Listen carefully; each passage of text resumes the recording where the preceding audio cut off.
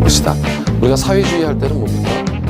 개인보다는 공동체를 우선하고 인간 생활의 개선을 목적으로 부동산 문제 등의 해결을 위한 방법을 찾는 시장은 굉장히 효율적이거든요. 근데 그 시장이 고장났어. 자동차 고장난 거랑 똑같은 고쳐야죠. 네. 시험과 관련된 부분을 지금부터 들어가 말씀드리겠습니다. 안녕하십니까. 자, 이번 시간은 심화이론 2강이에요. 2강은 1장의 이론 강의, 즉 부동산학과 부동산의 개념, 점프업에서 대충 빠르게 좀 살펴보신 내용을 다시 한번 정리하는 건데 기본 이론과는 달리 조금 빠른 템포로 진행하겠습니다. 물론 뭐 기본 이론하고 심화 이론이 완전히 다른 건 아니기 때문에 내용은 대동소이합니다만 일단 심화 이론이긴 하지만 8편까지 어떤 구조로 이루어지는지 한번 보셔야 되겠죠. 지금 보시고 있는 1편은 부동산학 총론이고 개념과 특성인데 두 문제 한 문제 정도가 나오는 거죠.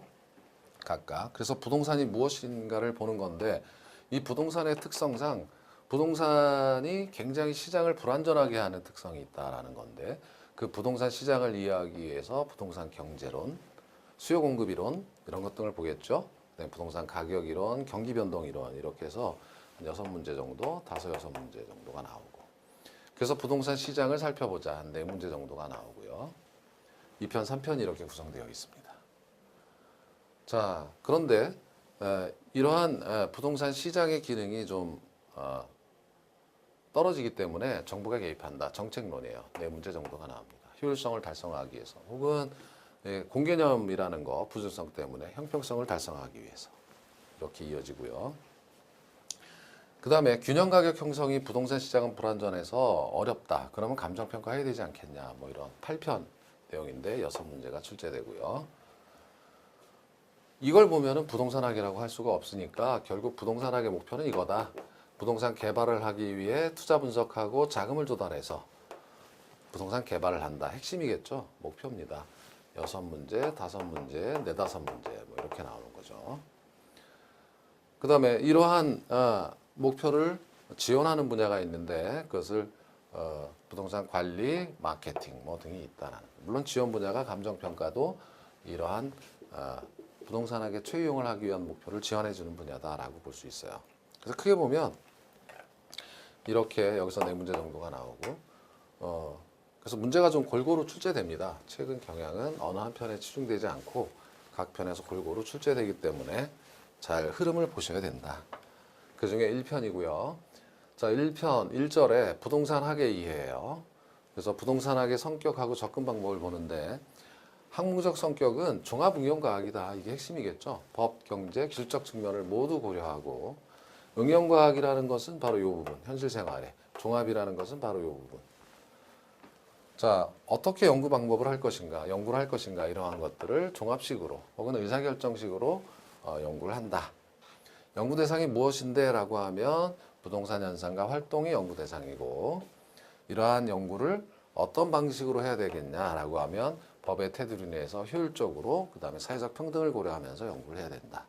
라는 그런 내용이 2절에 들어있어요.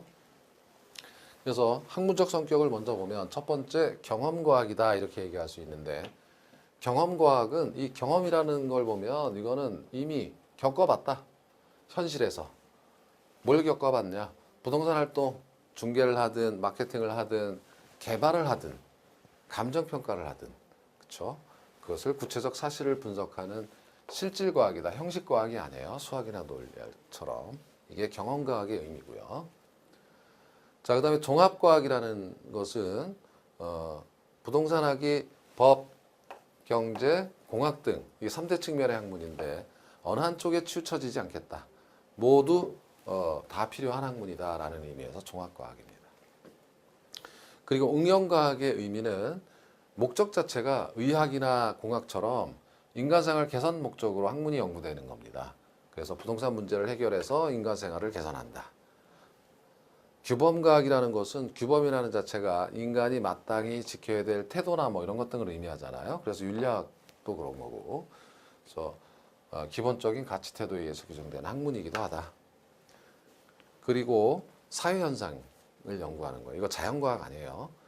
건물을 연구하는 게 아니라 사람이 어떤 활동을 하는가, 인간의 현상, 사회 현상을 연구한다. 부동산 관련된 그런 의미에서 사회과학이다라고 정의할 수가 있다는 겁니다. 그러면 지금 이러한 부동산학이 종합응용과학이다라고 하는 것으로 대표될 수가 있는데, 종합이라고 하는 말은 법학, 경제학, 돈이죠. 설계하고 공학, 이러한 3대 측면의 학문이 몰려 있는데 어떤 방법으로 연구를 해야 될 것이냐라는 그런 내용이에요. 그런데 분산식 하게 되면 필요할 때마다 하나씩 가져오겠다. 이런 건 부동산 학이라고 보기가 어려운 거고, 중점식은 어느 하나에 집중을 두겠다. 가령 나는 법 제도적 측면에만 중점을 두고 연구하겠다라고 하면 이게 중점식 접근 방법이에요. 그런데 이런 것들이 큰 의미가 없죠. 이런 것을 부동산 학으로 보기는 어려우니까, 그렇다면 이 법, 경제, 공학을 시스템으로 묶어서 하나로 묶어서 새로운 것을 만들겠다라는 거예요. 이러한 것을 복합 개념이라고 하는 거였죠. 즉 복합 개념은 부동산을 무형적 측면인 법, 경제 측면과, 이건 안 보이는 거니까 유형적 측면은 규칙적 측면을 통합해서 이해하려는 그런 방법이다라고 하는 거예요. 그러니까 시스템적 사고라는 것은 세 개가 묶였는데 새로운 하나가 탄생했다라는 겁니다. 그래서 이것이 부동산학이다. 자, 행태과학식 접근 방법이라고 하는 것은 인간의 행태, 의사결정 동기라든지 욕구, 사회심리학적으로 분석한다. 이런 거예요. 중개나 마케팅에 주로 활용되고, 의사결정식 접근 방법은 투자자를 합리적 존재라고 가정하고 이윤 혹은 효용 극대화를 위해서 합리적으로 행동하는 가정하에서 어떤 논리를 도출해내는 겁니다. 가령 투자론에서는 나중에 배우시겠지만 수년가가 0보다 크거나 같으면 투자한다라고 하는 합리적 의사결정을 한다. 이런 것이 이제 투자 의사결정 방법에서 나타나는 거죠. 자, 세 번째 지도 이념은 법의 테두리 내에서 연구가 되어야 되겠죠. 적합성을 가지고. 이거는 부동산 활동 혹은 범위를, 부동산학의 연구 대상 범위를 지정해 주는 거예요. 불법적인 것을 연구하면 안 되겠다라는 거예요. 그리고 효율성이란 최소의 자원을 투입해서 최대의 효과를 산출을 얻는 그런 원리로 연구해야 되겠죠. 부동산의 개발 이런 데 너무 필요한 거고요. 그러니까 이것은 민간이 효율성 측면에 중점을 두고 부동산 활동을 하거나 연구하겠죠. 부동산학을. 자, 그러나 사회적 평등 배분적 정의라는 것은 이제 소득 재분배, 소득을 시장에 의해서 결정된 소득을 정책에 의해서 다시 분배해 준다. 이런 것 등을 연구해야 돼요. 이건 공공 부분에서 주로 해야 될 그런 일입니다. 그래서 소외되어 있는 저소득층을 위한 정책 등이 필요하다라고 하는 거고, 이런 것 등이 연구되어져야 한다라는 겁니다. 자, 부동산학의 연구 대상은 워퍼드라는 사람은 이렇게 부동산학의 3분야로 나눠보기도 했어요. 부동산의 결정 분야, 의사결정 분야다. 투자, 금융, 투자 의사결정을 하고 자금을 걷어서 개발한다. 민간 혹은 뭐 공공이 될 수도 있겠습니다만 이건 공공의 의사결정 분야다라고 하는 거고요. 그러면 이런 것 등을 지원해 주는 분야가 필요한데, 부동산 개발해 놨으면 관리하고 또 마케팅도 해야 되고, 개발을 잘하기 위해서는 평가하고 상담, 컨설팅 받아야 되겠죠. 이런 것들을 지원해 주는 분야고, 이러한 결정 분야와 결정 지원 분야를 잘 하기 위해서는 학문적 기초가 있어야 되겠죠. 기초 분야. 기초 체력이 튼튼해야 된다. 부동산의 특성 알아야 되고, 법이라든지 세법, 도시지역, 시장이라든지 세금 문제, 그다음에 금융수학, 투자론을 잘하기 위해서는 이런 것 등이 기초 분야다. 뭐 이렇게 분류해 본 거예요. 이건 껌껌이 외우실 필요는 없고, 부동산 결정 분야, 투자금융개발 정책 이런 부분이 의사결정 분야다라는 정도를 보시면 되겠고요. 부동산 현상과 부동산 활동도 연구 대상이 되는 건데요. 부동산 현상이라고 하는 것은 말 그대로 현상, 있는 그대로죠. 나타나는 거. 모든 기술경제 현상이 연구 대상이 됩니다. 가령 건물은 왜 노후화될까? 이런 현상을 보고 건물의 생애 주기를 연구해서 어떻게 관리해야 되는지를 제시한다든지, 부동산 경기도 늘 변동하죠. 가만히 있는 것이 아니라 늘 변동합니다. 이런 것도 연구 대상이 되는 거예요. 자, 부동산을 대상으로 전개하는 모든 인간의 행위를 부동산 활동이라고 해요. 중개, 마케팅, 평가, 개발 굉장히 많죠. 이런 것들이 당연히 연구 대상이 되는 겁니다. 자, 그러면 부동산 활동을 좀 구체적으로 보면 부동산 활동에서는 누가 부동산 활동을 합니까? 공공부문, 1섹터, 뭐 정부나 지방자치단체, 공공기관 등이 하기도 하고 민간이 하기도 하죠. 얘는 이제 공익을 목적으로 하는 거고요. 형평성, 아까 보셨던 지도 이념 중에 민간 부분은 효율성 이것을 목적으로 한다. 3섹터는 1섹터와 2섹터가 결합된 내용이에요. 각각의 장점을 결합해보자. 그죠? 라는 그런 공사 공동기업입니다. 공인중개사, 감정평가사 협회 등도 부동산 활동을 한다. 이런 거고요. 부동산 활동을 분류해보면 이건 외울 필요는 없는 거예요. 한번 들어보세요. 수요를 전제로 하는 관리나 개발, 그 다음에 경영, 마케팅 등 거래 활동으로 분류하기도 한다. 이렇게 한번 보시고 1차 수준은 가령 비전문가가 하는 감정평가를 따져볼 때 소유자가 우리 집 얼마쯤 되겠다 하면 1차 수준이지만 감정평가사 전업으로 감정평가만 하는 이거는 개인이 하는 감정평가 하면 3차 수준이에요. 2차 수준은 일상 업무로 이러한 일에 평가와 관련된 일에 관련이 돼 있는 사람이 하는 평가입니다. 가령 은행의 대출 담당자라든지 세금 재산세 담당자라든지 이런 사람들은 전업은 아니지만 일상 업무로 하기 때문에 2차 수준은 되더라.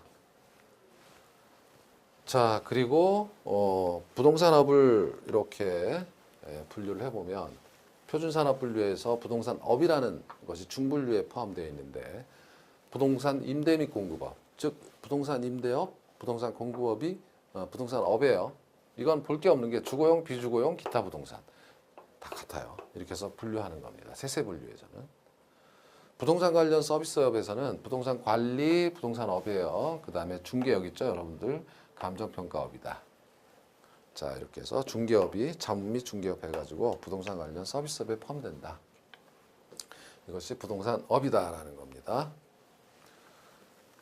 자, 여기서 이제 조심하실 건 건설업은 여기 포함되어 있지 않아요. 부동산업이 아닙니다. 부동산 개발, 기획하고 이런 거, 토지를 사고 허가를 받고 건축하는 거는 건설업은 따로, 표준산업 분류의 건설업은 따로 있어요. 그것만 조심하시면 되겠죠.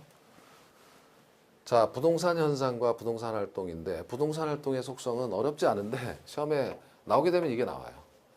과학성, 기술성 모두 겸비하고 있다라는 거죠. 학문적 성격이지만 현실에 응용되는.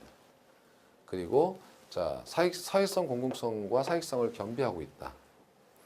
윤리성도 있어야 되는데 고용윤리, 조직윤리, 서비스윤리, 공중윤리. 이 중에 서비스윤리가 중요하다. 의뢰인에 대해서 윤리를 지켜야 된다.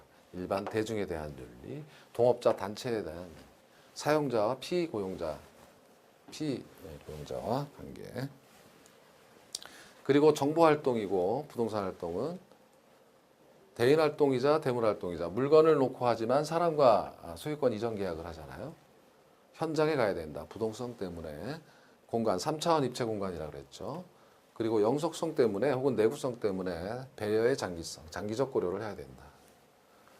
자, 이런 정도고요. 이제 2절로 넘어가서 부동산의 개념을 보면 앞서 점법에서 지난 시간에 좀 보셨겠지만 법률적, 경제적, 위치로서의 부동산, 공간으로서의 부동산을 정리하시면 되는 겁니다.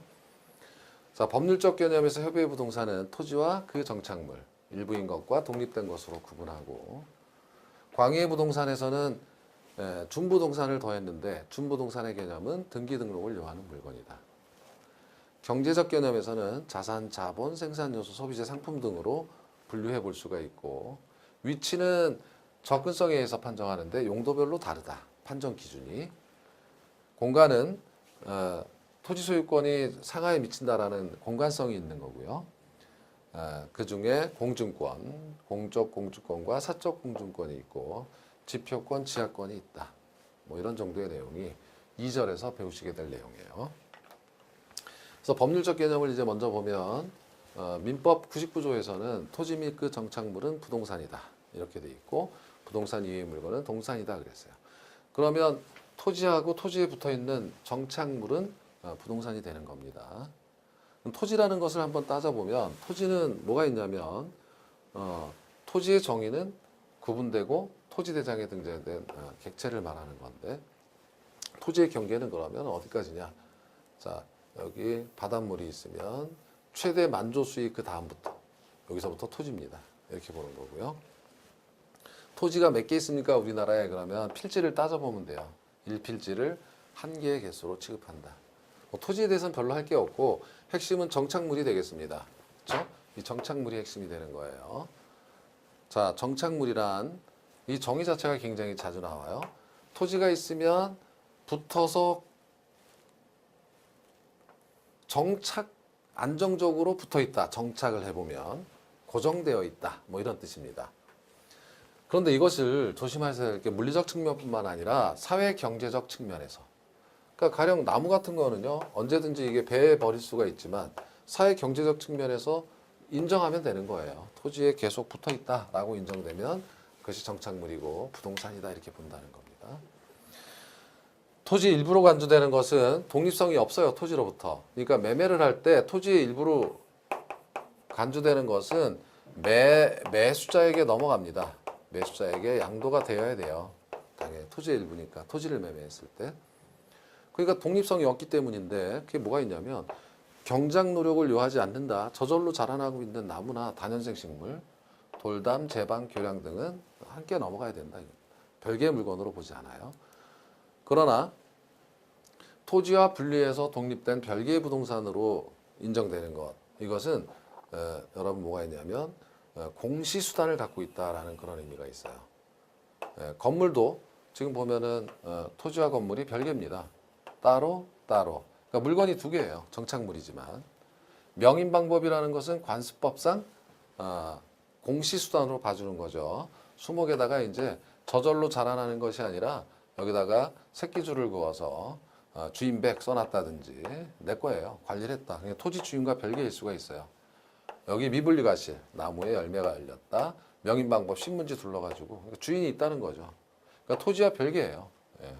농작물도 마찬가지예요. 일년생 초본생물에 한해서 벼가 있다라고 하면 독립된 거다 이런 뜻입니다. 이걸 생각해 보면은 가령 예를 들어서 여기 벼나 수박이나 참외나 이런 것 등을 농작물을 길렀어요. 그런데 땅을 매매했어요. 매매했는데 이것까지 다 줄 필요는 없죠. 독립된 거라는 거죠. 이거는. 그런 의미가 있다라는 겁니다. 자, 그런데 요거 말고 좀 다른 개념이 있어요. 부착물의 구분 기준 해가지고 이것은 이런 뜻입니다. 픽스처. 이 부착물을 번역하면 픽스처. 이 칠판도 픽스처고 달력도 픽스처입니다. 예를 들어서 이것은 건물의 정착물이다 이렇게 생각하시면 될까요? 그죠? 여기서 구분 기준이라는 것은 그렇게 붙어 있는 것을 동산으로 볼 것인가 부동산으로 볼 것인가. 이걸 구분하는 기준 실익은 무엇이냐면 매매할 때 매매 시 분쟁이 많이 생기잖아요. 가져갈 것이냐 놔둬야 될 것이냐. 자, 첫 번째는 물리적 훼손 없이 분리 가능하다고 하더라도 부동산의 효용이나 기능을 감소시키면 가져가면 안 된다. 부동산이라는 뜻은. 그래서 건물의 전기 배선이나 수도 배관 등은 똑 떼갈 수 있지만 가져가면 안 된다. 그렇죠? 뭐 수도꼭지 이런 거 떼가면 안 돼요. 그리고 임차인이 설치했으면 가져갈 수 있어요. 동산입니다. 그러나 임대인이 설치하면 부동산의 가치를 높이기 위해서 블라인더 설치해 놓고 임대료 높게 받아 놓고 똑 떼가면 안 되죠. 들어왔는데 이것은 부동산입니다. 그리고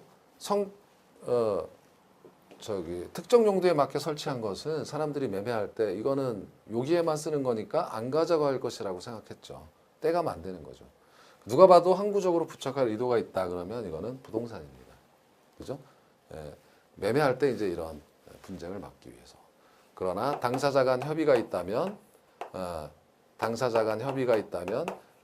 이건 상관없고 그 협의에 따르면 그만이에요. 그러나 매매를 할 때 그 수많은 물건들을 하나하나 따져서 협의 계약서에 쓸 수는 없는 거잖아요. 그죠? 그러니까 이런 구분 기준이 있다라는 거죠. 항구적 계량물은 이제 정착물의 유사개념 이렇게 써놨는데 서구에선 좀 다르다 이거예요. 그러니까 영미법은 우리나라 법하고 좀 다르다. 토지의 정착물이 토지와 일체를 이루어 부동산이 된다는 서구법 특성에 분류된다라는 건데 이거는 주택, 상가 혹은 울타리 등 토지의 부가가치를 더한 영구적인 토지의 계량물 그리고 경작물은 토지 일부로 보지 않고 동산으로 본다라는 겁니다. 그러니까 이제 개념은 같은데 정착물은 동산이다 서구에서는 이것만 한번 생각하고 넘어가시면 돼요. 우리나라는 부동산으로 보는데 다만 독립된 거로 보기 때문에 같아요 사실. 그죠? 예. 독립된 거로 보기 때문에 매매할 때 벼나 수박이나 이런 농작물을 줄 필요는 없는 거예요. 땅만 주면 되는 겁니다. 여기서는 그냥 정착물로 보지 않고 동산으로 봐버린 거죠. 참고적으로만 보시면 될 것 같고요. 자, 광의의 부동산은 협의의 부동산, 즉 토지와 토지의 정착물에다가 준부동산이 더해진 개념인데 준부동산은 말 그대로 의제했다. 부동산으로 봐준다 이거예요. 그 이유가 뭐냐? 바로 여기 있어요. 민법 186조를 보면 부동산 물권 변동의 효력은 등기하여야 그 효력이 생긴다 이랬어요. 이거 부동산이거든요. 부동산. 그런데 부동산 즉 여기 토지와 토지의 정착물이 아닌데도 불구하고 등기를 한단 말이죠. 혹은 등록을 요구하는 물건들이 있단 말이죠. 그럼 이거를 부동산으로 여기 봐줘야 된다 이거죠. 등기나 등록을 하니까 법률적 측면에서 원래 동산인 20톤 이상의 선박, 자동차, 항공기, 건설기계 등이 그렇고 무채재산권, 광업권이나 어업권 등이 그렇고 형체가 없는 재산권인데도 얘가 아닌데도 등기나 등록을 하기 때문에 부동산으로 봐준다. 그리고 공장재단, 광업재단 여기 기계, 동산, 토지, 부동산, 무채재산권, 공업소유권 뭐 이런 게 다 있죠. 그런 게 묶어서 하나의 물건이 돼서 소유권 보존 등기를 하잖아요. 그러니까 부동산으로 봐준다라는 거고 등기된 임목도 마찬가지다. 그래서 준부동산의 개념을 여러분께서 익히면 되시는 거고요. 자, 그런데 하나 조심하실 거는 복합 개념과 부동산은 좀 다른 개념이다. 복합 부동산은 이렇게 보시면 토지와 건물이 물건이 두 개잖아요. 별개 물건이니까. 그러면 물건별로 토지 얼마, 건물 얼마 이렇게 해야 될 텐데 근데 현실에서는 이게 어때요? 토지와 건물이 일체로 거래되거나 용도상 불가분의 관계가 있는 경우를 이제 복합부동산이라고 하고 나누어서 거래하지 않아요.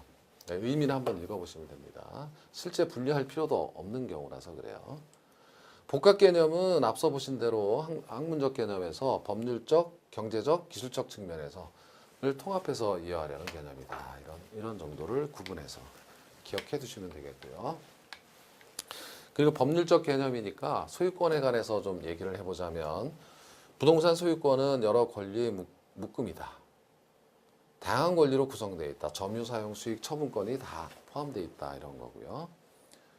자, 부동산 소유권을 분할할 수 있는 파인애플 기법이 있는데 소유권은 여러 가지 토지에 대한 권리를 가지고 있는데 가령 개발권 양도제다라고 했을 때는 토지가 있으면 이 개발할 수 있는 권리만을 똑 떼어내서 양도하는 거잖아요. 이런 것을 파인애플 기법이라고 한다. 자, 다음은 부동산의 개념 중에 경제적 개념입니다. 경제적 개념은 자산이라는 것이 있는데 회계에서는 이런 건 다 여러분 뭐 다 외울 필요는 없는 거고 이것만 확인하시라는 거죠. 자산을 유동자산과 비유동자산으로 나누는데 비유동자산은 1년 이내에 현금화가 불가능한 1년 이상이 되어야 된다. 그중에 투자자산, 어느 기업이 땅을 샀다. 영업활동에 이용하지 않는 부동산, 투자부동산, 이거 자산이에요. 유형자산은 토지나 건물 등 형체가 있는 자산이에요. 이렇게. 이건 투자 목적은 아니지만 영업 목적이지만 이것도 자산으로 본다. 이런 뜻입니다. 그래서 이런 정도를 이제 보시면 부동산이 자산이 될 수가 있다. 자, 자본이라고 하는 것의 의미는 이렇게 정의할 수 있거든요. 이윤 창출하기 위해 사용되는 실물이나 화폐, 이거를 이제 실물 자본이라고 화폐 자본이라고 하는 거예요. 그래서 자본이라고 하는 것은 미천이죠. 쉽게 말하면 이게 하나의 미천인데 자본이 있어야 뭘 하죠. 이게 없으면 어떤 생산물을 만들어낼 수가 없어요.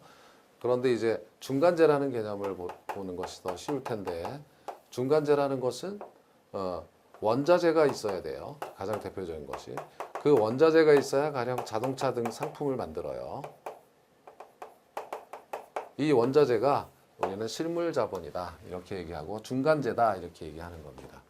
그래서 주택을 건축하기 위해서는 마치 원자재처럼 반드시 택지를 사야 되니까 이걸 자본재로 볼 수가 있다라는 거죠. 뭐 그런 개념이고요. 예. 토지자본이라는 개념 한번 들어보시면 되는데 가령 이러한 황무지를 개간해서 택지로 만들었다. 여기 돈이 들어가죠. 여기 투하된 자본을 토지자본이라고 해요. 그러니까 이거는 자본화된 토지다 이렇게 얘기합니다. 자연 그대로가 아니라 그 자본 자체 토지자본이다. 회수하기 어려워요 이거는. 자, 생산 요소는 생산에 필요한 요소입니다. 그 3요소가 토지노동 자본인데 그 중에 토지가 있죠. 생산 요소다. 소비재의 정의는 욕망을 충족하기 위해 교환하는 재화를 소비재라고 합니다. 쓰고 버리는 거라고 생각하시면 안 되고요. 따라서 공원, 휴양지 같은 유랑용 토지도 여러분 소비하시는 거예요. 아파트도 영원하지 않잖아요. 소비하고 20년, 30년이든 그게 소비재가 될 수가 있고요. 상품은 자, 내가 자급자족하기 위해서 남을 위해서 생산합니다. 욕망을 충족시키기 위해서. 왜 남을 위해서 합니까? 돈 벌려고. 이윤창출을 위해서 이렇게 타인을 위해서 생산되는 재화를 상품이라고 하고 택지 같은 경우도 택지개발회사가 택지 만들어서 분양하면 그 택지는 상품이 되는 거죠. 그 회사 입장에서는 이렇게 정리할 수가 있고. 자, 세 번째 기술적 개념은 어려울 게 없어요. 이거는 뭐 잘 나오지도 않는 거고 설계, 시공, 설비, 측량 뭐 등 건축 분야, 토목 분야 이런 데서 나오는 겁니다. 자, 다음은 네 번째 부동산의 공간성에 관해서. 자, 민법에서는 토지 소유권의 범위를 정당한 이익이 있는 범위 내에서 그죠? 상하에 미친다라고 규정이 되어 있죠. 그래서 지표면에서 이용할 수 있는 권리, 공중 공간을 이용할 수 있는, 지하 공간을 이용할 수 있는 권리, 세 개의 권리. 자, 그래서 지표권이란 지표면 및 그 위에 일정 공간을 타인의 방해 없이 경작하거나 지표수를 이용하거나 건물 구축으로 할 수 있다라는 그런 내용이에요. 네. 어렵지 않으시죠, 지표권은? 자, 공중권이라고 하는 것은 이제 공중 공간을 이용할 수 있는 여기 허당이 존재하고 이 공중 일정 공간을 이용할 수 있는 그런 권리를 말하는데 그 공중권에는 사적 공중권과 공적 공중권으로 나눠볼 수가 있다. 사적은 개인의 효력이 미치는 공중권, 그래서 개발권, 양도제, 공중익지 이런 것 등을 보시면 되는 거고 잠시 후 공적 공중권은 공익 목적의 공중권이에요, 그죠? 그래서 소유권이 미치지 않는다 이겁니다. 자, 그래서 개발권 양도제를 보시면 공중권 중에 이것은 잠시 후에 보시면 이거예요. 핵심이 뭐냐면 공중 권리를 공중 공간을 개발할 수 있는 권리를 인근 토지로 이전시킨다라는 그런 개념이에요. 이런 거죠. 자, 개발 제한지가 있어요. 여기 못 올리게 해요. 위에. 그러면 토지 소유자 갑은 열받죠. 손해받습니다. 그래서 그러면 개발하게 할 수는 없고 여기 못한 부분을 이쪽에다가 팔아먹어. 그러면 고밀도 개발 가능지에서는 여기까지 용적률 제한을 이미 둔 상태에서 저걸 사오면 이걸 사오면 더 개발하게 해줄게. 이렇게 얘기하는 겁니다. 그럼 정부 입장에서는 자 그러면 돈을 쓰지도 않고도 보상을 해준 겁니다. 여기 우발 손실이 난 것을 여기는 고밀도 개발 가능하게 해줬으니까 우발 이익이 생겼다 이렇게 얘기하는데 이러한 이익으로 손실을 메꿔주는 그러한 제도다라는 거죠. 그래서 핵심은 여기서는 공중공간에 대한 권리가 있다라는 것이 바로 개발권 양도제를 통해서 확립된 거거든요. 미국에서. 그렇기 때문에 이 내용이 반드시 나오는 겁니다. 시험 때 거의. 그러나 불행히 우리나라는 전격 시행되고 있는 제도는 아니다라는 겁니다. 공중획지라는 것은 말 그대로 공중공간을 이렇게 잘라보면 이게 공중획지죠. 종적, 행적으로 자르면 공중획지다. 여기도 이제 보게 되면 이렇게 공중획지가 나오겠죠. 네. 자, 여기가 어떤 백화점이고 여기가 전철역이다. 그러면 여기 공중통로가 있습니다. 그러면 여기 공중획지는 여기가 주로 도로가 있을 테니까 시군구 도로예요. 그럼 여기 정당한 이익이 있는 범위를 침해했으니까 이 공중획지에 대한 임대차를 할 수가 있는 거죠. 네. 자, 이런 정도고요. 일조권, 조망권, 건물의 높이 제한 이런 거 들어보시고 구분지상권이 좀 우리 법률과 밀접히 관련돼 있는데 민법에서 이렇게 제가 민법 선생도 아닌데 읽어보시고요. 그러니까 예를 들면 자 여기 갑의 토지 위에 나라가 고가도로를 만들었어. 여기 딸기를 경작하고 있는데 고가도로 때문에 그늘이 지어서 피해를 받아요. 그러니까 이거는 정당한 이익이 있는 내 토지의 공간 범위에 대해서 침해한 거죠. 여기에 대해서 구분지상권을 설정해가지고 여기를 이용할 수 있는 권리를 나라에서 설정해서 보상을 해줘야 되겠죠. 예.